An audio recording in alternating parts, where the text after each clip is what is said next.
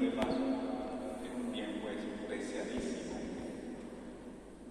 Y especialísimo significa que Dios habla de una manera más detallada al corazón de cada cristiano. De tal manera que es un tiempo para escuchar a Dios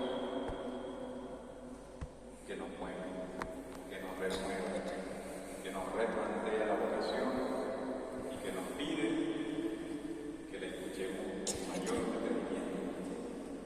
Quizás pues los movimientos del mundo pueden causar, es decir, lo que nos toca cada día, pueden causar que nosotros pues, no tengamos la capacidad de poder detenernos ante Dios, asombrar con el misterio de la resurrección, sobre todo que lo podamos reconocer.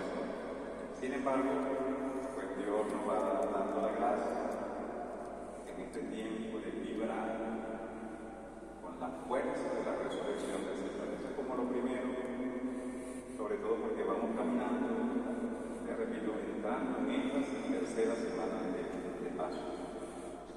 La segunda semana comenzamos diciendo: el Señor se aparece en medio de la tristeza y del miedo y dice paz. Durante 4 momentos el Señor pide paz. Pero entonces decíamos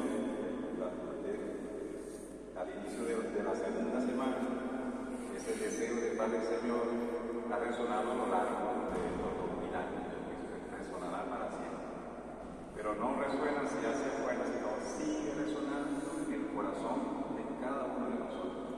Por eso entonces la paz es una inquietud que yo les invito a volver a recibir, seguir recibiendo en cada momento. Jesús que sigue diciendo paz, paz, en medio de tanta cosa que pueda haber.